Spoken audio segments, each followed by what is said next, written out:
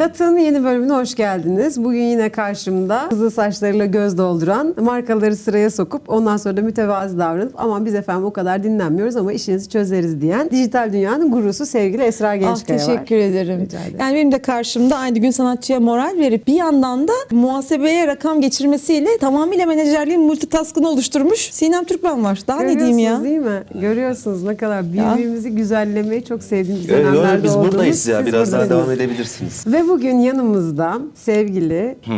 O kadar kısa gireceğimi düşündüm ama girmeyeceğim. Biraz daha eğlenceli, biraz daha. Bugün biraz iddialıyız arkadaşlar. Çünkü karşımızda hem sahnede hem sette hem yazı masasında hem tiyatro sahnesinde hem kalplerimizde bütün yetenekleri ve güzel cümleleriyle hayatımıza ışık tutan, yüzümüzü güldüren iki eski arkadaşımız var. Sevgili Serkan ve Anıl bizlerle. Bugün zaman ayırıp geldiğiniz için çok teşekkür ederiz. Çünkü çok uzun yollardan geldiğinizi biliyoruz. İstanbul Yakın trafiğinde. ama evet trafikten dolayı oldu, kusura bakmayın. Estağfurullah. Beklettik, olur mu Hiç öyle şey? beklemedik. Hayır hiç beklemedik. Hiç sizi, beklemedik. sizi ayrıca bir ömür bekleriz. Hiç öyle bir şeyimiz yok. Buyurun Esra Hanım, ben çok Ya şey aslında yapmak biz istemiyorum. Sinem'le böyle her bölüm başlamadan önce konuşuyoruz falan da yani bu sefer böyle bir espri yapsak mı yapmasak mı? Sonra bakıyoruz konuklarımızdan bölümü çalmışız ama onlara da sonradan rol veriyoruz, ediyoruz falan ama bu sefer biraz farklı olacak gibi. Yani biz ciddi konuşmaya geldik bugün. Evet, İstiyorsanız şaka yok şakaları siz yapın. Yok, biz programımız şaka kaldırmıyor bizim. Öyle mi? Evet, hiç şakayla ilgili bir yerimiz yok. Yani evet, biz de uzun süredir hiç ciddi konuşmuyoruz. Bakalım bugün nasıl Neler olacak, olacak? o iş. Şöyle, programın açılışında biz aslında geleneksel, herkesin sorduğu, o aslında kimsenin de cevap almaktan mutlu olmadığı soruları soruyoruz. Bizleri neler bekliyor, neler oldu falan gibi küçük böyle girizgahlar yapıyoruz. Sonra ise küçük tatlı sorular soracağız. Hiç canınızı sıkmayacağız. Tamam. Hiç böyle vurkaç cevaplar yapmayacağınız, çok içten, gönülden cevaplar vereceğiniz tahmin ettiğimiz böyle bir yarım saat burada sohbetimizi edeceğiz Serkan Bey. Muhteşem. Bizim cevap süremiz var mı? Yok. İstediğiniz kadar. Bazen böyle kadar. mesela uzun cevaplar verip kafa açan konuklar gibi olmak istemem. Hiç öyle konuklarımız yok. Burayı için söylemedim tabii Ha, ki. Ben yok. bütün Genel bölümlerinizi izledim. Genel yani. Böyle Genel. bir soru şu kadar, cevap 3 sayfa falan, öyle yapmayacağız biz. Kısa geçeceksiniz. Kısa kısa. Harika. Zaten öyle bir durumda sevgili yönetmenimiz Gökhan Fırat oradan böyle bir uyarı yapıyor. Acımasız. Sus artık gibi mi? Sevgili Hocam. Bu arada stüdyoyu övmedik. Stüdyoyu Yani övmedik. sanki bir dağ evinde gibi miyiz? Evet ve önünde göl var gibi şurada hemen. yakında. Yakında. Yani inşallah sabaha karşı girilecek göllerden bir tanesidir. Böyle tatlı tatlı girilir. Sonra güzel bir kahve yapılır. Spor. Çünkü Kahvaltı siz yapılır. biliyorum ki spor da sizin vazgeçilmeziniz. Spor, evet. Sporu bırakamadım. Evet, Serkan ve Anıl Ne hoş başka? geldiniz tekrar. Hoş İşin bulduk, hoş bulduk şeyini goyunu hemen bir Hoş kenara bulduk. koyuyorum. Sizi de çok darlamadan aman ne kadar şakalar da yapıyor diye. Şimdi siz çok eski ve uzun yıllara dayanan arkadaşlığınız var. Ve çok güzel yeni projeler yaptınız. Biraz onlardan bize bahsederseniz arkadaşlarımız bilmeyenler için. Biz çünkü hepsini takip ediyoruz. Her yeni çıkan bölüm oturuyoruz. Ailece izliyoruz. Bazı yerleri kendi içimizde sansürlüyoruz. Geçiyoruz ama çok Ailece güzel. olunca. Dinlemekten zevk alıyoruz. Biraz bize anlatırsanız. Lütfen. Anıl Bey lütfen. Serkan, Hep ben özellikle başlıyorum yer- lütfen. Ama yazım aşamasından başlamak lazım ya, o yüzden Yani işin oralar- ilk mutfağından bir gir bakalım oradan. Efendim biz şimdi bir karma dizisi yaptık. Adı Karma. Komedi Exxen'de. 2. bölümü yayınlandı. 2 sezonu 7 bölüm bir komedi dizimiz. Yine kendi hayatımızda olduğu gibi 15 senedir arkadaş olan iki adamın hikayesi ve başlarına gelen bir sürü hikayeler. Her bölüm bir sürü değerli konuk oyuncu arkadaşlarımız da bizi kırmadı. Bizle birlikte oynadı. Keyifli. Şu an tepkiler güzel. Biz de heyecanlıyız. Tabii kurguda, sette, senaryo aşamasında biz her şeyi bildiğimiz için bize artık komik mi değil mi oraları bilmiyoruz. O yüzden şu an gelen tepkilerle evet ya komikmiş değilmiş falan gibi şeyler var. O süreç tatlı ilerliyor. Şu an tepkiler güzel bence. Yani ben ilk izlediğimde de sağ olun bize izlettiniz tabii küçük bir parçasını. O zaman da çok beğenmiştim ve çok heyecanlanmıştım. Bence harika gözüküyor. Çok da güzel olacağını eminim ama bir projeniz daha var bildiğim kadarıyla. Değil mi? Semt çocuğu. Yanlış Semt mı? çocuğu. Sen mi? Sokak çocuğu diyecektim. az kalsın. Evet, bir de dikey dizimiz var efendim. 2 dakikadan oluşan 2 tane menajerin bir çocuğu bulup onu futbol kulüplerine pazarlamaya çalışıyorlar. Bu şekilde komedisi olan bir mahalle komedisi. Dikey dizi tecrübesi sizin için nasıldı? Çünkü ilklerden bildiğim kadarıyla değil mi sizin Evet. projeniz? Evet, ilklerden Dikey dizi. biraz oyun olarak zor oyuncu için. Yani çok hareket edemiyorsun. Yönetmenimiz de bilir. Yani bir iki tane eylem yaptığımızda kadrajın montajın dışında kalıyoruz. O yüzden daha minimal. Telefona göre, telefon ekranına göre bir oyunculuk sergiledik. O da bizim için farklı bir Sürede, tecrübeydi. yazım olarak da farklı bir şey mi var? Evet, kompozisyon? yani aslında biz 60 bölüm çektik 2 dakikadan ama çok kısa gibi de geliyor ama telefondan izlerken uzun gibi de geliyor. Oranın böyle, yani çünkü telefonda böyle her şey artık çok hızlı akan bir durum olduğu için o 2 dakika bile ben izlerken uzun geldi. Bence dikey diziler 1 dakika olmalı. Yazımı da Bence. zor. Yani yazımı zor. Evet. Evet. Ama Bölüm bunun final. bir kuralı yok yani, 1 dakikada yapılsa 1 Evet, dakikada öyle yapılır bir durumları yani. var. Ama bence yani o yurt dışında mesela bir sürü örneklerini izledim. Direkt mevzunun ortasından girip hep böyle bir tempolu ve hemen başı ve finali hemen olan bir hikaye kurguları var. Biraz o matematiği çözmek lazım. Zordu aslında yazım süreci. Yani benim şöyle, için. ben birkaç tane Kore işi izledim. Çok ilginç hikayeleri vardı. Orada da şeyi gözlemledim. Yani sizinki mesela daha yaşayan bir şey. Oradakiler çok, yani böyle bir garip, böyle bir çizgi film gibi desem değil. Hikaye bir garip. Birdenbire hiç olmayacak bir şeyde bir tokat atılıyor falan. Çok ani yani her şey. Dediğin gibi belki giriş gelişmesi çok hızlı seri. Sizinki öyle gibi değil. Sizinki daha yaşayan, daha Evet, bizimkisi aslında çok hikaye yani çok güzel anlatılır. millet de aslında onu böyle bir sinema filmi sanıp böyle parçalara bölüp de internette, sosyal medyada dolaşılıyor falan zannediliyor ama öyle bir şey değil. Normal yine Olsa olurmuş. Olsa Bölümleri olurmuş, nereden evet. izleyebiliriz diyorlar. Evet, Bölüm yayınladığımız bölümlerin altına öyle yazıyorlar. Bölüm yorumu. Hangi dijital platformda izleyeceğiz? Ya önünde.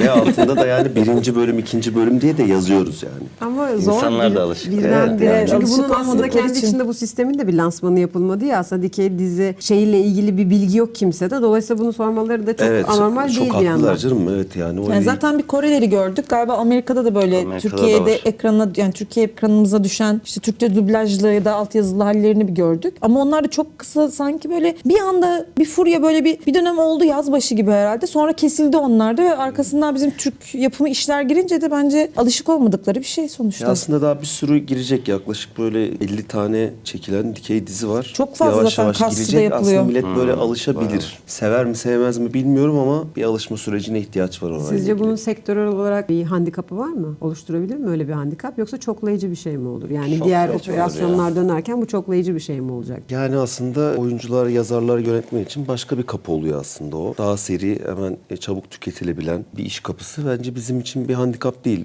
O da bir tür, o da bir eğlence. Bilmiyorum, telefonda vakit geçirmek için bir sürü alanın var aslında. Yani işten çıktığında, trafikte eve gidene kadar mesela oturup 10-15 bölümlük bir diziyi takip edebiliyorsun. O da böyle vakit geçirmek için çok keyifli oluyor yani. Bence güzel bir alan. Güzel, Ama tebrik ederim. İnşallah çok uğurlu olur, çok dinlenmesi, dinlenme şimdi hep müzisyen ağırladığımız için dinlenmeden biraz kurtulmak. Ama dinlenmesi de olabilir. Evet. Yani sen Yatalım. mesela uyurken dizi Ben- dinlediğin için Ben çok kötüyüm. Abi İşte benim o yüzden çok kötü sen bir dizi alışkanlığım. Ben bir tuttum mu böyle gece açıyorum, yatarken gibi izliyorum. Ben çok kötüledim. Geçen Kürşat buradaydı. Dedim abi yanlış anlama, ben hiç seni sen gibi göremiyorum ki. Ben o kadar ben gibi birisin ki sen. Çünkü gece yatıyorum, ben onları dinliyorum. Sabah kalkıyorum, arabada trafikte açıyorum, onları dinliyorum. Çok bağımlılık Özdeşlik oldu benim. oluyor, Evet yani bir varlık hissediyorum. Efendim ilk sorumu sormak isterim sizin Sor için bakalım. uygunsa. Türkiye'de komedinin geldiği noktaya baktığınız zaman bugün Türkiye'de insanlar neye gülüyor sizce? Neye güler olduk yani? Bu Ya kadar aslında kaosun çok içinde. farklı. Yani durum komedisi, böyle ciddi kara mizaha da gülen insanlar var. Böyle sulu zırtlak komediye de gülen insanlar var. İnsandan insana değişiyor aslında. Bunun bir ortalaması olabilir şu an geldiği yer. aslında komediyle ilgili, yani komedinin hep böyle bir türlerinin değiştiği dönemler var. Tarzının, türünün değiştiği dönemler var. Yani 90'lı yıllardaki dizilerdeki o mizah anlayışı, 2000'ler ve günümüzdeki komedi aslında baktığında çok değişen bir mizah dili var. Bunu gözde görüyoruz yani. O yüzden çeşit daha çok olmaya başladı. Bence işte hani gibi de biz de çok seviyoruz. Hani Giray da arkadaşımız Prens'le bunu bir öncülük etti. Biraz aslında böyle o türlerin yayılması, bir de yani sinemada da çok komedi alanı artık kalmadığı için, televizyonda da maalesef hep drama izlediğimiz için, komedi türü kalmadığı için dijitallerde artık böyle bizim jenerasyon diyeyim bir şeyler deniyor ve denerken de birçoğu da karşılığını buldu. Sosyal medyada da başka, yani Twitter'da da mesela aşırı komik adamlar anlar var. Ya okuduğumuz yorumlara mesela deli gibi gülüp birbirimize attığımız. Aslında böyle yani o mizahın çeşidi fazlalaştıkça bence çok daha iyi oluyor. Dijitalde de herkesin aslında dijitali komedi olarak görmeye başladı insanlar. Ya çünkü şey de oldu galiba. İnsanlar çok da yoruldu artık gündemden bir yandan da ama ana akımda da anlaşılmaz bir biçimde benzer hikayeler, aynı şekilde dönen kadın erkek ilişkileri tamamen mizahtan ya da ihtiyaç olan noktadan uzaklaşmış bir durumda. İnsanların tutunduğu yer gerçekten dijital dünyanın ya da işte yeni yapılan yeni platformların verdiği o özgürlük alanları oldu. Biraz oralara kaydı gibi. O yüzden dedim yani değişen dil aslında niye ana akım içerisinde yer bulmuyor da bununla ilgili bir şey. Yani şu anda bulmuyor olmasının bir sebebi olması lazım. Dijitalde bu kadar şey bulurken, reaksiyon alırken ya da belli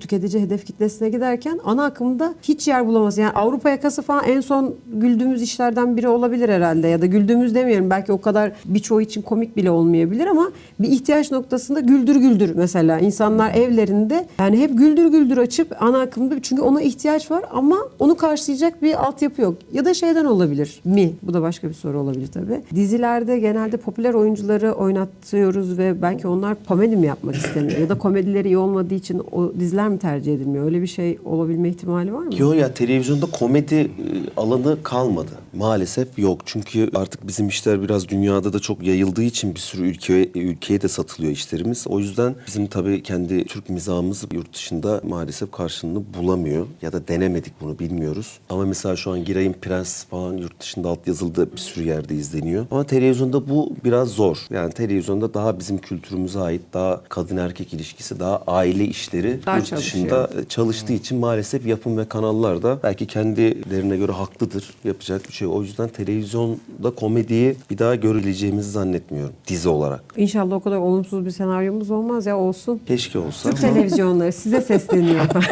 Bir tane bize bırakın. Bir tane komedi işi yapacağız. Onu da ana kanallarda yayınlayacağız. Tutacak ve siz de göreceksiniz falan. Pardon. O reklam kuşaklarını da dolduruyoruz. Bakın bakalım neler oluyor. Ya bir de yani 140 dakikaya süreler şu an. Evet, o kadar Oralarda şu güldüremez an. miyiz diyorsun. Yani belki bir bölüm güldürürüz de yani 2 sezon çok 140 Olmaz dakika mı? seyirciyi nasıl Tamam güldürebiliriz? kısa 2 tane yaparız. Olmaz mı? İşte yani kanalların süresiyle ilgili bir şey. Yani Bunları gülse de düşünelim mesela ama biraz geniş düşünelim istiyoruz biz artık. Evet, Buradan da olmaması da seslenelim çok ana ilginç kanal ama yöneticilerine. Nedir yani? Kaç yaşına geldik? Biraz da bizim sözümüz dinlensin. Demek ki izliyoruz. Dijitalde yerimiz var. İnsanlar bizi seviyorlar. Genç kalemler var. Bunları değerlendirin. Ama bir şey diyeceğim. Biz yine de akımda yer alan dizileri izleyip gülüyoruz. Evet. Evet. bazıları komik evet. Evet, Yani bazıları. dram diye izlerken kahkaha Hem attığımız şiveye anlar var. giriyoruz hem dram yaptıkları drama giriyoruz. O zaman ben de sorayım. Komedi oynarken ya da yazarken iç sesiniz ne diyor? Yani buna insanlar güler mi kaygısı taşıyor musunuz? Yoksa yani muhtemelen anlamamıştır gülmeseler de deyip yola devam mı ediyorsunuz? Bu soru bana mı? İkinize sana, de hem sana. oynarken hem yazarken. İkinize birden. Oynarken onun hiç şeye girmiyorsun ya. İnsanlar acaba ne düşünecekler, ne yapacaklar? Çünkü o anın içinde oluyorsun ya. Ondan dolayı onu düşünmüyorsun açıkçası. Zaten öyle de oynarsan biraz belli olur sanırım. Evet, olabilir. Yani mesela yazarken de oynarken de benim kendimin gülebileceği bir şeyi yazmak ya da oynamakla zaten onu eşdeğer tutamayız yani. O yanlış bir şey olur. O yüzden daha Türk insanının... Sorunuzu değiştirin falan. Soruyu kaldırdım. Soruyu değiştirin. Yani yine o şey değil. Yani tamamıyla şu an nasıl bir mizah türü varsa biraz oralara da biz de dediğim gibi az önce söylediğim gibi de kayıyoruz. Kendi mizahımızda da yani buraya güler mi gülmez mi kısmı ile ilgili tabii ki o yazarken de çelişkilerimiz oluyor. Oralarla ilgili zaten bir ekiple masa başı okuma provası ya da toplantılar yaptığımızda ve dışarıdan da biz toplantılara birkaç tane dış göz olarak duysunlar diye. Bizi de çağırın. Sektör- Bizi niye çağırmıyorsunuz böyle şeyleri? Ya evet, Ciddi yani şey böyle programa da Sizi geliyorsunuz. bekledik. Önce ciddi. siz çağırın diye. Evet bizi de çağırın. Biz de gelelim. Yani böyle sektör dışından mesela böyle hiç alakası olmayan sektörle birilerini de davet ediyoruz ki hani okurken neye gülüyorlar, neye tepki veriyorlar fikirlerini alıyoruz. Ama biz o kadar objektif olamayız. Evet, Ben olamayabiliriz. size objektif. Özellikle Anıl'la hiç Tanıdığın objektif. için. Size zaten olamam ama Anıl'la objektif. Ben çok gülüyorum size. Evet. Yani genel olarak da gülüyorum. Aranızda yani tabii Yaş yine farkı bu var mı? aranızda tabii çok uzun yıllardır arkadaş olmanıza da çok şey vurmak istemiyorum ama aranızda kreatif gerginlikler oluyor mu proje Kreatif yaparken? erginlik oluyor mu Serkan? Yok. Bizim zaten bir araya geldiğimizde böyle sabah 8, 9, 10'lara kadar falan uyumadığımız her bir araya geldiğimizde ya onun evinde ya benim evimde zaten 9-10'a kadar oturuyoruz. Bu da gelecekle ilgili proje ya da içinde bulunduğumuz proje ya da çektiğimiz yaptığımız projelerde hatalarımızı sürekli birbirimizin yüzüne de vuruyoruz, konuşuyoruz. Kim hatalıydı? Ben, sen, yönetmen ya da işte bu oyuncu buraya çok yanlıştı. Ya da yeni yazdığımız işlerde Anıl buna ne diyorsun? O diyor ki hayır bence bu değil gibi bir ufak ufak tartışmalarımız var. Bu da kreatif tartışmaya da giriyor bence. Yani işlerimiz üzerinden bir sürü evet. Yani tartışmamız ve öyle fikir alışverişlerimiz var. Zaten yani biz en son ikna olduğumuzda sahaya çıkıyoruz. Biz olmadıktan sonra hep kafamızda bir soru işareti, kuşku kalınca olmuyor. Biz en son Tabii ikna sete olduktan rahat sonra çıkmak lazım. o Çünkü içine güvenle sinmesi lazım. sahaya çıkıyoruz ve bilmiyorum neler oluyor sonrasında. Evet Orayı yani bilmiyoruz ne oluyor diziyle ilgili. Dijital platformlar için son zamanlarda aslında çıktıklarından beri hep böyle sık sık söylemi duyduk. Özgürlük. Yani hem yapımcı için hem oyuncu için hem yazar için bir özgür alandı. Gerçekten öyle mi? Yoksa öyle mi yansıtıldı bizlere? İlk çıktığında öyleydi de sonradan sanırım oraya da kısıtlamalar geldi diye Ya biliyorum. kısıtlama Ama değil çok ama- büyük de değil ya gerçi. Yani kısıtlama aslında yaratım anlamında da bir özgürlük alanı sundu mu gerçekten? tabii yani çünkü televizyonda yapabileceğin şeyler belli. Sonuçta hani aile olarak izleyenler var. Bir sürü çoluk çocuk, anne baba hep birlikte izleyenler var. Oralarda zaten olması gereken sansür oluyor bence. Bazen fazla da olabiliyor ama dijital tarafta özgürlük var. Daha rahat. Komedi tarafı için de aynı şey geçerli mi? Yani orada daha fütursuzca konuşabilme aynen. durumu. Ya komedide argoya ihtiyaç var. Ki hayatımızda küfür var. Yani her yerde duyuyoruz. Küfür bizim biraz eğlenceli taraflarımız. O yüzden komedide o argo kısımlar keyifli oluyor. Bence onu da dijitalde rahat rahat yansıtabiliyoruz. Fazla olduğu zaman tabii ki o da itici olabiliyor. Ama yerinde küfür bence her zaman Kıymetli kıymetli bence. hiç kaybetmez. Yerinde küfüre her zaman varım bana da edilse. Yani şöyle diyebilir miyiz? Sizin için aslında yeni dönem için değil ama sizin genel hayatınızda da komedi aslında en dürüst anlatım biçimi. Tabii. Özünde. Her şeyle. Yani bir birebir yani gerçek dünyayı kurduğunda orayı gerçekten ne kadar iyi yansıtabiliyorsan komedi oradan çıkıyor. Yani çünkü hani diğer türlü yapay kaldığı zaman seyirci inanmıyor. Komedide bu daha mesela önemli. Kurduğun dünya daha önemli. Dramadan ziyade. Sizin sadece dijital alanda değil mi? Tiyatrocu kimliklerinizle de düşündüğümüz zaman hangisi daha keyifli? Tiyatroda olmak mı? Bu dijital alanda olmak mı? Ya hepsinde aslında eğleniyoruz, oynuyorsun sonuçta ama tabii orada reaksiyonu hemen almak ve seyircinin olması. Bir de süreç de uzun. Dizi işte o bekle, izle, bak bunu doğru anlayacak ekiple Bekleyemedik son ilerle. işlerde. Ama ya Kamera çok zor bir şey. karşısında. Ben projeyi kur kafanda. Sonra bunu anlat, ikna et. Bunu çekecek ekibi bul. Çekecek olan ekip de seninle aynı duyguyu taşısın ve yansıtsın. Sonra montajdaki ekip seninle aynı şeyi anlasın ve yansıtsın. Süreç çok uzun. Yani bizdeki şey gibi işte şarkıyı yapıyoruz. Biz genelde ilk halini çok seviyoruz ya. Çünkü ilk hali bizim aslında en sevdiğimiz, reaksiyon verebildiğimiz hal. Sonra o bekliyoruz ki çalınsın, bekliyoruz ki mix'i, master'ı, bilmem Eskiyor işte klibi. zaten. Biz çoktan yeni şarkılara geçmiş o zaman. Tiyatroda böyle birebir de girdin, oynadın, aldı reaksiyon aldı, almadı. Tiyatro ile ilgili sizin için en böyle abi şöyle bir anım var. İsim vermek zorunda değilsiniz. Oyun olmak zorunda değil. Beraber olmak zorunda değilsiniz. En böyle unutulmaz, en dürüst anınız, komedisi, en kuvvetli anınız nedir? Ya o bir tane anımızı bir önceki programda söyledik ama senin tabii elektrik Düştüğün, çarpma. ama o düştüğünü de anlatalım yine de. Evet onu her yerde Elektrik anlatacağız mı? çarpma güzel ama. Elektrik çarpma mı? Elektrik çarptı beni, şok. Şu şeyler var ya, Ah. fener lambalar. Arkasında elektroşok varmış onun. Arkadaş Öyle bir ondan fener almış bulmuşlar. ve bizde Tabii o dönem paramız yok. Prodüksiyon ne kadar az o kadar şey. Ona da veriyor bana, hırsızız biz de eve giriyoruz işte. Ay. Onu bir açtım diye elektrik çarptı. Yaşadın yani. çıktım öyle. Çarptı, uyuştu, çıktım sahneye. Ay. Bayağı canı yanıyor ama insan. Onun şokuyla da tabii benim de yani sahnede rol gereği bayılma Bayılıyor. sahnem var, anım var. Ben de hani bayılıyorum işte oyunda Anıl da tutuyor beni. Onun kendine Ve gel falan tutamadı. diye. O gün tutmadı. Ben gerçekten Bir baktım bayağı yerde sert de dönüyor. düştüm. Çünkü hani o Bıraktı çünkü. komple bırakırken baktım beni tutan yok. Bayağı yerdeyim yani. Ay. Ve gülüyor bir de. Ama çok güzel Seyirci yuvarlanıyor. Bir baktım hiç beklemiyordum. Unuttum ben orayı. Tiyatroda öyle bir anımız var. Unuttum, bir baktım Serkan yok. Yani şurada yuvarlanıyor. Bu yakın zaman tarihli bir oyun muydu? Yani Daha senin de genç- izlediğin Hey Mexico Ha, oyununda. evet. Evet öyle bir Ama ben oyunda. şeyinizde düşmemiştiniz siz öyle bir Bir kere oldu. yuvarlanmanıza. Bir kere Bir kere oldu. oldu. Tuttuysa keşke yapsaydınız devam. Tutuyordum hep de o hafta unuttuk. Bir tane de tiyatro oyununda bir 8 ya da 9 kişilik bir oyuncu kadromuz vardı. Küçükte biz alternatif tiyatroda oynuyorduk. 4 kişi geldi. Yani biz 9 kişi 4 kişiye 4 kişi oynadık. geldi izlemeye. Gerçekten yani böyle hani çok daha kalabalıktık. Sahne daha kalabalıktı yani. İnsan ne kalabalıktı. hissediyor öyle olunca? Ya bizim için mesela Bir şey dedik fark ya abi ediyor. yani oyun daha da gelişsin. Prova gibi düşünelim. Seyirci bir seyirci bir seyircidir. O yüzden biz öyle baktık yani. O gün yani o gün 4 kişi oynadık, 9 vardı. kişi. Reaksiyon Teknik yok ekip falan 20 kişi tiyatrodayız, 4 kişi var. Yani biraz üzüldük tabii ama bizim Sonra için peki o oyunun akıbeti ne oldu? oyun yani o gün mesela çok hep bahane hani o gün ya yağmurlar, çamurlar. Tabii o gün Hayır, o gün değil, o kapatmışlar. oyunun Nike'den. akıbeti ne Yani oldu? ondan sonra işte 3 oyun daha oynadık. Hep 4, 6, 7 falan deyince arkadaşlar ne oluyor falan. Sonra dedik ki rafa kaldıralım. Niye Hala oynadık sonra rafta onu duruyor. ya? Oynadık sonra. Doldu o oyun. Sonra gittik şeyi Sonra çektik. da işte yani artık... Demosunu çektik Antalya'da. Tabii evet. Sonra da dizisini çektik. Dizisini çektiniz. Dizisini çektik. Oyunun. Satılamadı tabii ama olsun. Ama Ya çekildi. şanssız bir oyunmuş yani. Az seyirci. Dizisini çektik olmadı. Olmadı. Yani vazgeçelim yani dedik ya bu işten. Konuştunuz mu bunu onunla? Hala aklımızda mesela ara konuşuyoruz mesela. Bunu tek bir gün Tatlı yapacağız bu işte. işi diye.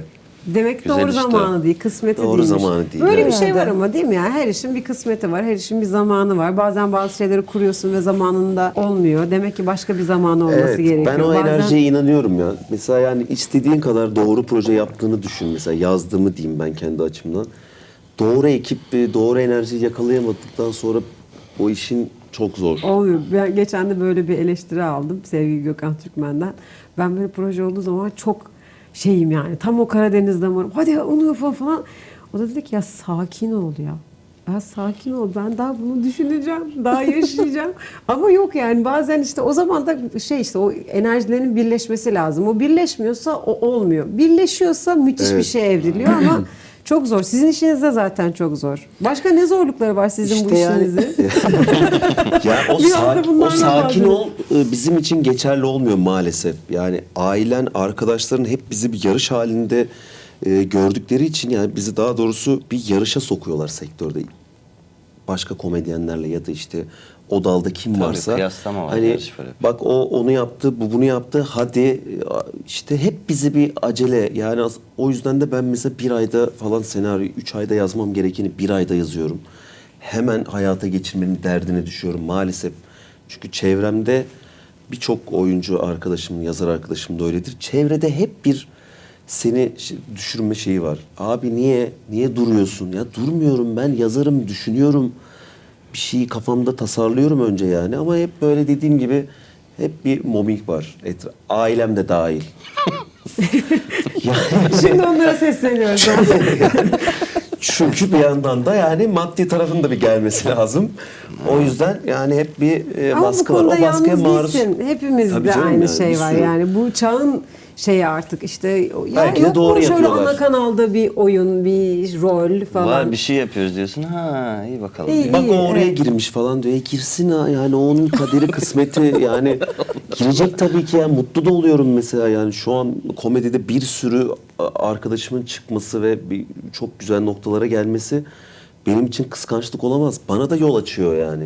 Ben de belki ileride çok güzel işler yaptığımda başkalarına yol açacağım. Yani biraz böyle aslında bizi başkalarını kıskanıyor gibi noktaya çekmek tamamıyla çevremizdeki bazı kötü niyetli arkadaşlarımız. Şeyden galiba bizde bu coğrafya kaderindir bölümüm. Bizde motivasyon şeklimiz bizim bir enteresan. Yani biz mesela ilk şirket kurulduğu zaman biz böyle abilerimizin yanına gittik işte şöyle yapacağız böyle yapacağız. Batarsınız dediler bize. Yani 12 sene oldu. Dedik yani bu motivasyon değil herhalde yani olmaz o iş tutmaz. Yapamazsınız o ya niye yapamayalım Öyle bir deneyelim. refleks var direkt Bakalım. İşte böyle olunca da insanlar yani bunu genç oyuncu arkadaşlarımda görüyorum ben. Sizler artık işin profesyonellerisiniz. Kendi seçme haklarınız var ama bazı arkadaşlarımda şeyi görüyorum yani. İşte yok ben ona gitmem. Niye gitmezsin? Ben yıllardır ne kadar yıldır yani daha yeni çabalayacağız olacak. Belki olmayacak. 10 kere olmayacak. 11. de olacak. Biraz şeyiz yani hep o şeye kötüden besleniyoruz. besleniyoruz. Kötüden linklenmeyi Maalesef. seviyoruz. Yani iyiyken sana kimse ya çok iyi yaptın, çok iyi falan yok da ne oldu ya o iş? Olmadı değil mi? Falan. Olmaz zaten. Ya beni bir sal bırak. Düşüneceğim ama seviyoruz biz bu taraftaki şeyleri. Çok Pardon seviyoruz. efendim sen Bir sonra de gelene yani kadar bu 56 sanat tane işi şey de söyledim. yani deneme yanılma işi ya bizimkisi yani. Bir olmaz, iki olmaz, üçte olur. Tabii yani canım. Bu herkese ilk seferde kimse bir şeyi başardığına inanmıyorum ben.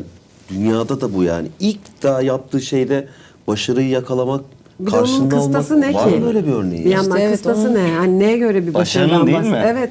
Yok. Değil mi? Ama neye göre ya? Bunu biraz konuşalım istiyorum. Neye göre bir başarı, neye göre değil? Esam demin az evvel sizin sorunuzu çaldığım gibi oldu. O bölmedin. yüzden Evet olsun. O yüzden olsun. siz devam Aramızda edin. soru şeyi yoktur Yok bizim lütfen yani. siz Evet. sorun o zaman. Sorunuzu ben sizi bölmeyeyim.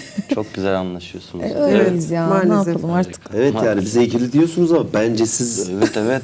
Şuradan Fena masa değiliz tenisi öyle mi başka bir diyorsunuz? ikili olmuşsunuz. Bambaşka diyorsun. Evet. Var mı bir şeyler? Var yeni projelerimiz yeni projelerimiz var inşallah. Dijitale bir dizi, bir düetimiz var Evet, falan. dijitale bir dizimiz var Gökhan'ın inşallah yazdığı beraber. şarkı. Beraber var bir düetimiz. Niye Kimle? olmasın mı benim bir düetim? Kimle ama? Gökhan Türkmen'le bir düetim gelmesin mi? Evet duyuruyoruz buradan. Evet. İnşallah senin de keza sizin Gökhan Bey'le sevgililer gününde Back vokal olarak. düşünelim ama bunları konserlerden. Olur. Komedide pişmanlık yaşanır mı? Yani hiç keşke bu sahneyi yazmasaydım ya da o rolü oynamasaydım Yaşanır. dediğiniz oldu mu? Çok. Bunun peki nedeni içerik mi, zaman mı yoksa yorumlar İçerikte, mı? zamanda yapmak zorunda olmak da bazen. Peki yorumlar?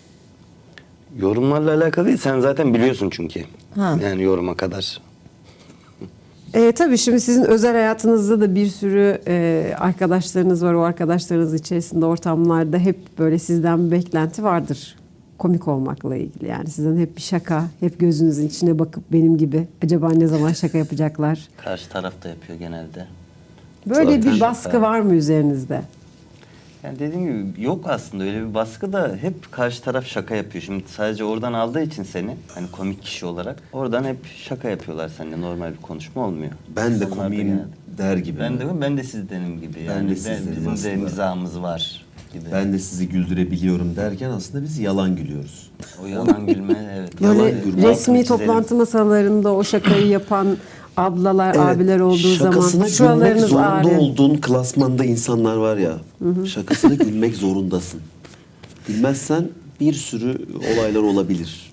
O yüzden Yanlış anlaşılabilir. yanlış anlaşılabilir. Adam orada şaka yapıyor ve sen hiç gülmezsen olmuyor. Ona da yalan gülmelerden benim bir gece gerçekten çenem ağrıdı.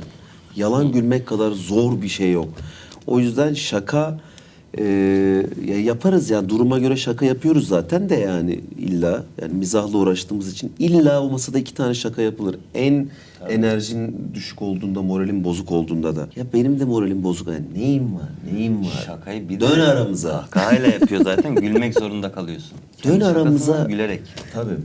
Bir de işte sen yapmayınca işte o şaka yapıyor. Sen mecbur bir tane daha yapıyorsun. Sonra o Onun devam mizah ediyor. seviyesine iniyorsun.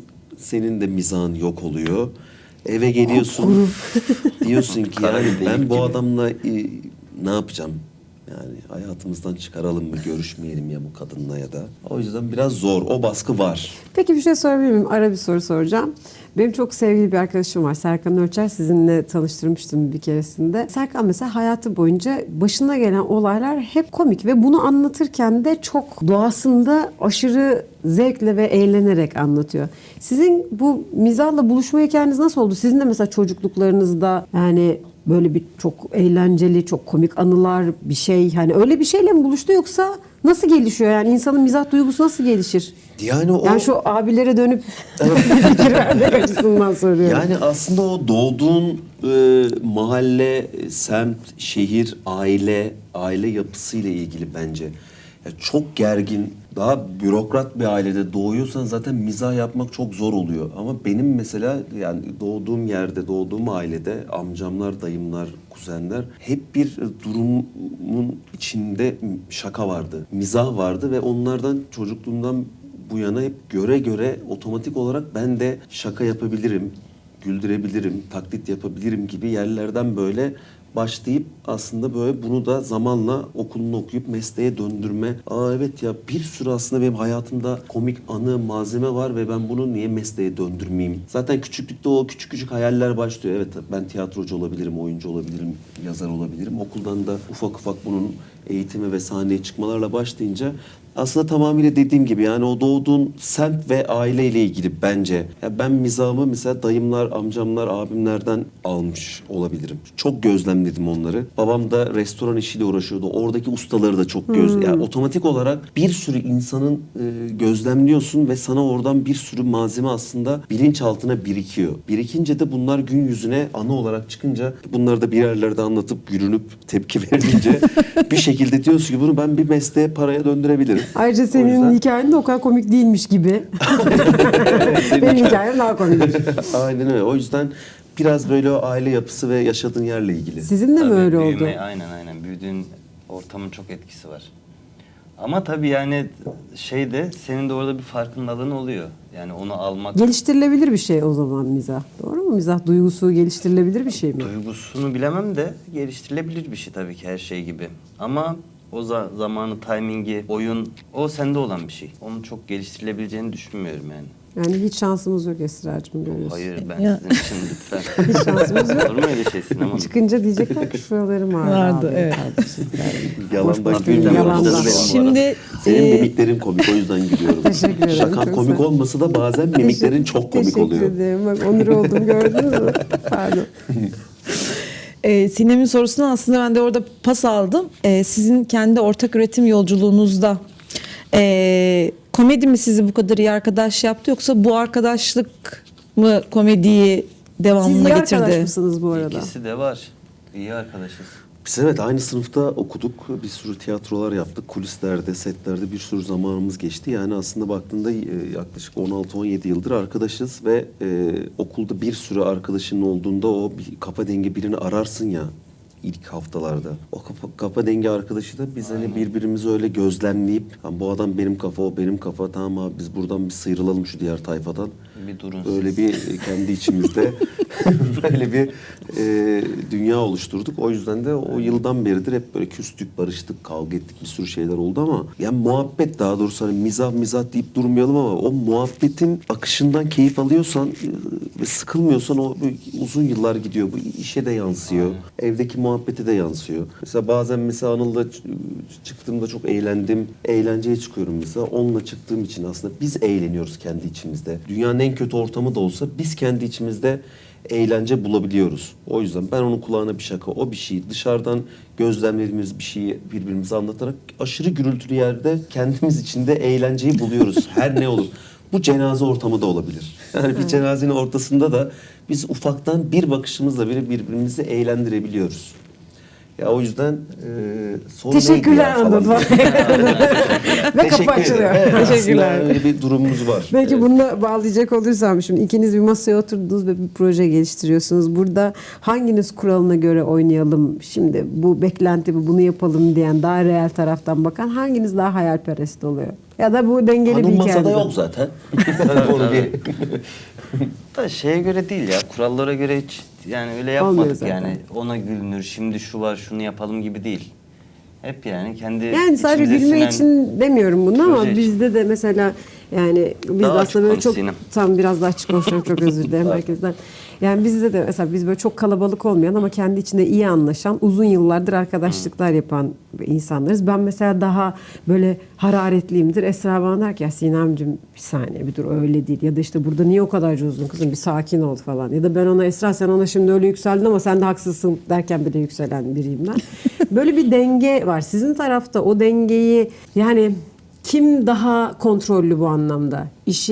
Projeyi çıkarmak da olabilir, buraya şaka yazmak da olabilir. Yok ya bunu buradan kaldıralım, bu burada çok agresif gitti diyen biri var mı? Yoksa zaten böyle oyunun içinde akıyor musunuz? Ya aslında hani fikir bulma kısmında zaten o evde spontan oturduğumuz gecelerde mesela fikir alışverişlerimiz oluyor en başta. Anıl'ın da mesela yani böyle bir kurmak istediğimiz bir dünyada bir sürü fikirleri oluyor. Bazen benim hiç aklımda olmayan bir şeyi söyleyip ben oradan bir yola çıkıp senaryoda yazdığım zamanlar oluyor. O yüzden fikir konusunda mesela birbirimize o şeyimiz yok. Hani sen bu görevimiz yok yani. Aslında ortaya bir kim fikir çıkarıyorsa burada şey de yok. Bu fikri sen buldun, ben buldum. Bu şaka bence kötü. Senin şakan daha iyi falan gibi şeylerimiz yok. Aslında oturduğumuzda fikri bulunca onu geliştirme ve kağıda dökme kısmı bende daha çok oluyor. kağıda döktükten sonra tekrar onu geliştirme ve büyütme kısmı beraber oluyor. O yüzden onun gözüne de çok güvendiğim için ilk zaten hani senaryoyu attığımda Anıl bir oku, bir bak bakalım nereye evirebiliriz bunu ya da sevdin mi? O yüzden hani ilk aramızda geçiyor her şey. Yani fikir alışverişlerinde çok başarılıyız Senaryo bence. okumak çok zor bir şey değil mi ya? Anıl zaten okumuyor, benden dinliyor. Bunu hep şikayet ediyorum her yerde de. Anıl'da senaryo okuma yok. Yok. Ya Ben Anıl'ı bu ama yüzden seviyorum. Onun şeyi var. Ya senaryo okuma kısmı, ben senarist olmama rağmen bende de mesela çok sıkılıyorum. Yani birinin anlatması bence daha iyi. O yüzden ben ona gidip mesela yazdığım şeyi bir de anlatıyorum. İşte Anıl, seni de sahne o yüzden 4. seviyorum. Sahne 4. Araba yaklaşır, sisli bir atmosferde yazılmış aslında. Ama onların bunu hepsi. yaşayarak anlattığın zaman daha güzel Evet, olmuyor mu? Anlatınca daha güzel oluyor. Evet, o da çünkü işte evet, ben o öyle- şakanın timing'i bir şeyi, bak diyorum buradan bu şimdi çıkıyor falan diye o dinlemeyi seviyor aslında. Yani onu suç bulmuyorum mesela zamanla. Bize senaryo geldiği zaman ben hiç sesimi bile çıkarmıyorum. Mail düşüyor mesela. O kadar sessiz bir şekilde köşemde en tatlı halimle oturuyorum ki bekliyorum ki Esra okusun. Esra dönüyor bana diyor ki bunu okudum böyle böyleymiş. Şöyle şöyle olduğu için şöyle şöyle var. Karakter şöyle. Ha diyorum harika çok teşekkür ederim. O zaman şunu kapabiliriz şöyle yapabiliriz falan. Herkesin Ben seviyorum senaryo okumayı Evet, ya. sen çok seviyorsun. Ben çok seviyorum. Gökhan'ın kliplerinde Bakarım sana. bir senaryo var mı? Metin var mı yoksa? Anlatırım ben. Gökhan hocam da burada hazır. Ben bu Yani soruyu... aslında yani bizim kliplerde şöyle oluyor. Biz hep beraber şarkıları dinliyoruz. Zaten hemen böyle bir transfer oluyor birbirimize. Sonra herkesten bir fikir çıkıyor.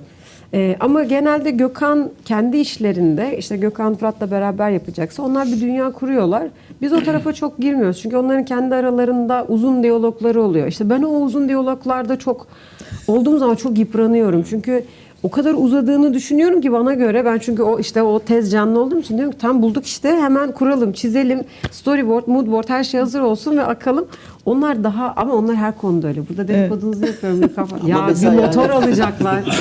Arkadaş 45 gün günde 8 saat konuşmazsın. Yani alacaksan alırsın. Yok rengi konuşuluyor, ona göre kask konuşuluyor. Ama Kaskın zevki orada onun, İşte onun zevki o. biraz da erkekle kadın arasındaki fark bence o. Ama Gökhan'ın kliplerinde genelde bir dünya kuruluyor. Ama Çünkü mesela şarkının yani orada anlattığı bir şey yönetmen var. mesela Gökhan'ı çekip şey mi diyor acaba? Gökhan, yalnızlık senden kolay derken kapıdan abi tam bu sözde girmen lazım mı? Yok, öyle Klibi değil. önce çekip sözleri mi görüntülerin Yok önce üzerine? fikri bulup o fikre göre part bölüp üzerine yapıyorlar klipte birazcık. Güzel. Aslında orada da bir senaryo var yani. Tabii ki. Kağıda dökülen bir sürü şeyler var. Var, Ki daha tabii. zor bence. Ya klip bence kendi başlı Çünkü başına şarkının zor. duygusunu anlatmak çok... Yani dinlerken zaten onu şey yapıyorsun ama görselde anlatmak biraz zor. Bir de sınır yani 3 dakika gibi bir şeyde girdisini çıktısını verdisi. Yani mesela bu son kliplerde özellikle biraz daha rahat aktığımız daha işte görsel olarak zengin ama çok hikaye anlatmak zorunda olmadığımız işlerimiz de oldu ama hikaye anlatmaya başladığın zamanki Gökhan'ın eserlerinde birazcık daha öyle. Yani insanlar orada böyle bir dram bir şey Gökhan ağlasın, yıpransın, kız ağlasın, aşk yaşasınlar, yağmurlar yağsın. Bunları görmek istiyorlar ilginç bir şekilde. Ama onları böyle bir tabii ki bir çerçevesi var. Yoksa önümüzü alamayız yani. Gökhan'ın eserleri ne zaman anonime düşer? Çünkü 30 yıldır yani anonime düşecekse Sizin için Gökhan Yani Türkmen'in çünkü- eserleri anonim diyorlar Çünkü zaten. Gökhan'la yani hemen hemen yaşlarımız yakın ama yani çünkü kaç 20 yıldan fazladır artık yani bir düşsün artık anonime. Şu anonimde artık şu şarkılardan sürekli bir niye telif alıyorsun? Büyük insan artık önüme düşmedi mi? Büyük insan düşsün artık ya. Bırakın da bir her yerde Ama çalalım. siz istediğiniz gibi çalabilirsiniz evet, tabii zaten teşekkür lütfen ediyoruz. bu Son konuda. dizide de zaten Son dizimizde de bu Başkasın. arada çok teşekkür ederiz. Hediye ettiler bir de. Aşk olsun. Aşk lazım. teşekkür ederiz. Çok Aşk tatlıydı. lazım. Çok Aşk güzel oldu. lazım. Değil mi oraya? Çok Öyle güzel mi oldu. diyorsunuz? Çok gülüyor herkes oraya. Evet. Evet ben de çok beğendim ve çektim sizi çok severek. Güzel. Son Karma klibimiz her de cuma çok güzel Exxen'de. olmuş. Evet. Onu Peki bir bir daha klipte söyle. Cuma. şöyle yapalım Sinem. bir klipte sizi de görmek isteriz Gökhan Bey'in klibinde. Olmaz mı? Yani Olur bilemedim tabii ki. şu an. Bir senaryoda siz yazmak Şarkının önüne istemez geçer miyiz misiniz? diye korkuyorum. Denemek istemez misiniz Gökhan? Bir Gökhan Türkmen klibinde bizim aslında böyle bir fikrimiz Ama nasıl vardı. yani? Mesela böyle aşk hikayesi mi yani? Ben kıza koşacağım mı kumsalda falan? Öyle şeyler Hikayeyi yaptırmayın siz bize. yazacaksınız. Gökhan Bey hikayesini biz kumda oynamayacağız mı mı? koşun? Oynayacaksın, Oynayın tabii ki. yazacaksın yani. Aslında Gökhan'ın Anıl'la kumda birbirinize doğru koşun. böyle eğlenceli klipleri de var ya. Hangi taş mıydı o? Evet. Bonus kafa, sakallı, Orada benim makallı. aşırı yetenekli danslarımı Evet, gördün mü? evet, orayı konuşacağız. Benimkini gördün mü? Beni tanıyamazsın ama. Tanıyamadın değil mi? Ya. Varım. Aa, Tanınacak lütfen. hali değilim. Biz hepimiz varız. Bir daha izleyeceğim. Tanınacak hali değilim. Bir daha izleyeceğim. Mesela öyle eğlenceli bir klip olabilir. Tamam, Hareketli bir yapalım. şarkıda. Vallahi seve seve. Şarkıyı belirleyelim. Aslında bu sene öyle bir projemiz vardı ama proje çok büyüdü. 8 bölüm klip yapıyor muyuz Gökhan'a? Yapalım. 8 tane. Şimdi hikayesi arkadaşlar olan bazı böyle. projelerden bahsedeceğiz. Birincisi Karma'yı izliyorsunuz. Her bölüm birbirinden tatlı. Şu iki insanın güzel hikayesini izliyorsunuz. Bir de Serkan Bey'in yeni dönemde çıkacak ve Anıl Bey'in yeni dönemde çıkacak. Bütün işlerini sırasıyla size bütün programlarda anlatacağım. Bütün programlarda 10 dakika bu işinize Beni ayıracağım. anlatsan ya. Serkan. Serkan bölümü falan. Kapıdan bir girdi o gün falan diye böyle uzun uzun.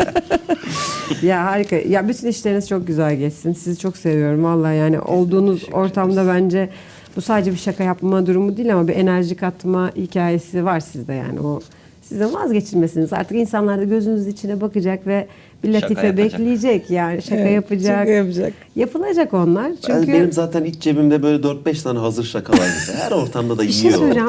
Romantik Muhteşem yani. anlarda mesela böyle o kozlar kullanılıyor mu? Benden şaka isteyen arkadaşlarım var. Yemin ediyorum. Mesela kalabalık bir ortamda benim şakamı yapıp kahkahalar attırıyor mesela. Dönüp de bir kere bana hani çaktırmadan idare et gibi de yok. Kendi göz şakası kırpı yani. gibi. O akıyor gidiyor yani. O Sen kavramlar kullanıyor oluyor musun falan. o kozları? Böyle romantik Asla, flört yani- durumlarında. Ha, flört durumlarında zaten yani biraz mizahımız var. Oradan bir yürüyoruz ya. Oradan bir komik adamları severmiş ya kadınlarımız. Öyle mi? Oradan bir yola çıkıp gel böyle mi değil mi? Öyle değil mi diyor. Yani seni güldüren, eğlendiren adam Baş sevmez tacı değil misin? midir? Olur, olur. Bence ya evet ya Evet. tadında ama çok yaramaz Evet. gibi değil. Ben mesela böyle küçüklüğümde biraz böyle liseli yıllarda çok yaramazdım. O yüzden de böyle dedim ki ya bu kadar yaramazlık da fazla falan. Orayı böyle biraz minimale çekince o tatlı oluyor. Bambaşka Yerinde bir şey şaka çıktı. güzeldir. Ama siz Yerinde böyle... küfür de güzeldir. Evet onunla bahsetmiştiniz. İki zaten. tane Onun evet altı benim çizildi. bugün sloganım var. Buyurun O zaman efendim, hızlı hızlandırın. hızlı size böyle bir 3-4 tane soru soracağım. Tamam. Ya tek kelime cevap vereceksiniz ya da tek cümle. Ya da bir Yani- şarkıyla. Evet, şarkıyla da Anıl olur. Bey, yeri gelmiş. Yeri geldi mi? Ne sorular nasıl acaba Evet, şimdi? soruyorum. Hazırsanız başlıyorum. Serkan ilk sen mi nasıl istersin? Her şeyi Bir dene bana ben bir deneyeyim değil mi? Evet sen bir artık. Tamam. Sahnede asla yapmam dediğiniz ama en sonunda yaptığınız şey. Aa, o zor bir soruymuş. Böyle tek Evet. kelimeyle çok zor. Kelimeyle yani. Elektrik çarpma dedi. Çarpıldı gibi yani bir o olabilir. Öyle bir şey. Bir anda Sahnede sahne. asla yapmam dediğim şey mi? Evet. Her sahneyle ilgili değil mi bu? Tabii. Genel. Kamera karşısı Kamera sahne. karşı sahne. Asla yapmam dediğim şey kamera karşısında öpüşmem. Onu sevmiyorum. Yani kuralları var. onun. Kuralları benim var. kurallarım var. Kuralları Kamera var. karşısında Ama öpüşmem. öpüştünüz. Sahnede öpüşebilirim. Ben hiçbir yani 39 yaşındayım. Hiç benimle öpüşme sahne, benim hiç kimseyle öpüşme sahnem olmadı ya. Komedide öpüşme sahnesi olmuyor mu? Oluyor. Benim Oluyor 3 da- tane falan oldu. Aa senin Hayır benim yazdığım işler de kendime yazmamışım, ona yazmışım. 2 tane öpüşme sahnesi. Mutluluğa bak. Bende yok. Bugüne kadar en çok güldüğünüz set kazası. Ki Sette bizim başımıza ne geldi ya? Sette öyle şeyler oluyor mu? Bizde Set kazası. set kazası. Set kazası ben şey yaşamadık düşünmüştüm. Sizin bir filminiz vardı. Şimdi hafızamdan çıktı. Orada bir mezarlık sahnesi vardı. Kesinlikle o mezarlık sahnesinde başınıza bir şey gelmiştir diye düşünmüştüm. Ölü yatırım. Ölü yatırım. Yeah, tamam Mezarlıkta hatırladım. geçti. Gece çekiyorduk onu. Böyle platoda mezar yapıldı ama gerçekten çok o yapayda bile korktuk yani. Üzücüydü ya. Ben kesin orada Yani. bir şey olmuştur diye düşünmüştüm. Orada bir sürü şey var ya. Ya mezarlıklar böyle bir strafordan yapmışlar. Böyle gece mesela sallanıyor. Rüzgarda gidiyor. Kamerada görüntüye bakıyorum mezar taşları sallanıyor. Yani dedim ki yani bunu nasıl yapacağız bir sabitleyin ya. Mezar taşları böyle. Biz yürüyoruz böyle. Orada Sırada şey var geldi ya. Mafya geldi ya o sete. Silah çatışmadan dolayı yakınlarda biri mi ne oturuyormuş. Tamam şimdi isim vermedim ama. Soy Yo, isim de evet, gece vermedik. Evet. falan böyle bir üst üste silah sesleri falan duyduk. Set durdu falan böyle bir yarım saat, bir saat. İzin alınmış da bir yer. Pardon ağzım şu an. Ne almışım buraya şey İnanılmış yapar. yer. Yani dedik hazır dedik mezarları da açmışız bizi burada. Öldürmeyin. Sonra set olduğunu öğrenince gittiler tabii, bir şey var. Gittiler, evet. Sanmışlar. Ay. Onlar bir şey var sandılar ama biz film çekiyorduk oysa ki. Gece 3'tü. Of. Kimse de bulamadı. Biz ama tek kelimelik cevaplar veriyoruz değil mi? Normal sorulardan daha uzun cevaplar verdik. Olsun, hikayesi var ama Hadi bir tek devamında. kelimelik bir cevap verebilecek miyiz ya? Ben merak Tamam. ettim kendimi. Evet, bir deneyelim. Bu da son sorum. Başka sormayacağım. Evet. Tamam. 10 yıl sonra komedi deyince adınızın yanında insanlar ne yazmasını, yani insanların ne yazmasını istersiniz? Yapacağın komedi. Yapabildiğim o. Ne var, 30 komik yıldır zannediyorum. izliyoruz artık bir şey yap Hep ya. aynı şeyler. Yorumumuzda ne yazılsın isteriz? Ne bileyim ya, yani bilemedim ki. Ne yazıl? Ulu Serkan. Ulu Serkan Dağlı. Lord. Yani Serkan Dağlı'nın eserinden diye bir şey görsem mesela bir dizi başladığında çok Aynı gülmez adlı misin? eseri. Serkan Dağlı'nın. Aynı adlı eserinden. Aynı adlı. Ya ama bir tane işte öyle yapmak istiyorum ya. Goy goyna. Serkan Dağlı'nın eserinden. Saçma sapan bir dizi ama. Hangi Çok eserse güzel, o. harika. Bence bir tane öyle bir şey yapın. Güzel yapılabilir ha. fikirmiş bu, evet. Öyle edebiyat. Serkan köşk. Dağlı'nın eserinden çok Hani iyi. köşk kesin olsun ama. Hayır doğru ya, söylüyorsun. alakası saçma sapan yani. Taksi durağında geçen bir hikaye ama eserinden. Eserinden. Hiç de bir şey yok yani. Ölümsüz eserinden. 4 ay önce yazmış ama. Ölümsüz eserinden. Ölümsüz eserinden. Bu şaka bizi linç ettirir ama olsun dediğiniz bir tema. Yani olsun, montajda atarız, masada toplar dediğiniz şaka var mı? Yok ya, linç. Ben bir kere linç yedim ya. Çok kötü bir şey değil mi? Çok kötü bir şey. Bir tane dizide oynuyordum. Ben de uçakta Cem Yılmaz şakası yaptım. O böyle ön taraftaki yere ne deniyor? Business. Business'ta Kokpit uçuyorum. diyormuş. Onu da arkadaşım almış bana. Öğrenci yani, daha diziden yeni yeni para kazanmaya başlıyorum. Az çok tanınmaya başlıyorum falan. Bodrum'dayım. Bir tane arkadaşım, oğlum ben çok konsere gidiyorum, yurt dışına gidiyorum. Benim puanımla al. Alayım sana. Business uç dedi. Ben de tamam dedim, yani ne bilmiyorum ki, ilk defa uçacağım. Gerçekten de Cem Yılmaz şakasının aynısı oldu ya. Perdenin arkasında böyle bir tane adam böyle duruyor ya. Dedim ki bu şakayı ben çekim yapayım hiç düşünmeden. Selfie olarak çektim. Dedim ki tamam, yani çok şey yaptıysan gel sen otur dedim. Attım bunu story'e. Ay. Telefonu da kapattım, uçaktan indim. Bir açtım, telefon patladı. Ne küfürler. Yani 5000 yorumu siliyorum, yeniliyorum, bir 5000 daha. Full küfür. Siz kim oldunuz? Bir tane dizide oynadınız, daha adam mı Ay. oldunuz? Arkadaşımın parasıyla almışım bir de. Ama biraz bir şey söyleyeceğim. Ama Seninki Cem de Yıl- biraz acımasızmış Hayır ama. ya, Cem Yılmaz şakası, sahnede yaptı adam bunu yani. Ben de tekrarladım yani o şakayı. Komik, güler herkes diye. Kendi arkadaşlarım kahkaha atmış. Altında yüzlerce küfür. Aynen. Öyle bir şey, linç çok kötü bir şey ya. 3 gün kendime gelemedim yani. Of. Senin var mı O linçin? günden beri bilmiyor işte. Business Senin var mı övünüyor. linçin? Linçim var, benim linçim yok. Senin linçin yok. O kadar tatlı biri ki bak, linçi bile yok. Ama linç yiyecek bir şey yapabiliriz şu an. Ne yapalım? Sallayalım birkaç kişiye. Kaç kişi? Evet, yani üst üste böyle. O soru Ne yani yapıyorsunuz abi? şimdi ya gündemdeki soruyu sorsam yayınlandığımız zaman şey yapacak. O yüzden hiç sormuyorum. Eski bir soru olacak. Eski bir soru Eski olacak. bir soru. O zaman gelecekteki bir şey. Set ama mahremdir o soruyu. Set mahrem midir? Evet. Herhalde çalışma alanı ya. Set dedikoduları da öyledir ama değil mi? Çok fena set dedikodusu döner. Çok döner şey Çok özellikle. müsaitim bu dedikodu Karavanda yapmaya ama güzel yapmayacağım. dedikodular dönüyor. Evet. Hazırlık Ama başlıyor abi yani. yani oyunculukta da Rakipleri otur mesela otur. o gün yayınlandığı rakiplerinin sahneleri, reytingleri çok konuşuluyor yani. O karavanlara gizli kameralar koysak. Esra'cığım o zaman bizim evde karavan gibi. Biz de dizi izliyoruz. Mesela az evvel bir oyuncu arkadaşımın verdiği oyunu yaptım size. Ne kadar yetenekli biri olduğumu anlayın diye. Ha, Mesela evet. yani Bir de Yaptım, neydi? tadık. Hanginiz izletmişti? Bir tane film izlettirmiştiniz bize, siz de. Zorla mı? Zorla Aslında izlettiniz. Evet, onu şey Aynı yapmıyorum. adlı Daha 2 gün eserinden. önce çocuktaydım. Şimdi onu söylersem çok ayıp Söylemeyelim olur. ama yani- Kahkahalar attık bir de Evet. yani. Ay, Evet, zorla. Çok, evet. Ya şöyle kötü işe kötü denir ama kötü, yani o kötüydü ve biz de kötü dedik, bir şey Ya, demedik ki. Kırmadık, etmedik, dökmedik. Kimseye de bu kötü, bunu izlemeyin demedik. İzlesin herkes. Kötü olduğuna karar versin dedik. Yani iyiye iyi diyoruz, kötüye niye kötü demeyin? Evet. Biz kendi Biz diyoruz işlerimizde ya. de öyle. Bunda bir tuhaflık yok gibi. Yani her şey mükemmel ya da her platformda yayınlanan şey eşsiz güzellikte olmak zorunda değil ki. Daha iyisi yapılabilir. Daha iyisini yaptıklarını bildiğimiz için zaten eleştiriyoruz. Ya da daha iyisini yaptılar, onun daha iyisi olmuyorsa da yapmayı mı verseniz acaba gibi bir yerden gittikçe de kötüleşiyorum ben. Sinirlendi şu an. Ama bence nacizane fikrim Estağfurullah. TV'deki dizilerde dizilerde taşacak ha bu denizde ha'yı kaldırdılar. Kaldırdılar. O da Çağrı arkadaşım çok taşacak güzel ha bu deniz yönetiyor. daha iyiydi bence. İşte ama UHA çıkınca işte reytingi bayağı yürüdü. Evet. Ama yani şöyle bir şey söylemek istiyorum. Televizyonlardaki dizilerde bence müziklere çok daha önem vermeleri gerektiğini düşünüyorum şundan. Sanat açısından değil. Çünkü ben televizyon izleniyor mu, izlenmiyor mu, hangi diziler izlenip izlenmediğini anneme gittiğimde görüyorum. Annem dizi izlemeyi bıraktıysa bence televizyon izlenmiyor artık. Ya da bu dizi izlenmiyor diyorum. Çünkü artık annemin elinde telefon var. Sadece o müziğin yükseldiği don kaldırıyor. Oraya bakıyor. Geri gidiyor. Scrolling'e Instagram'da bakıyor. story'de böyle dın falan.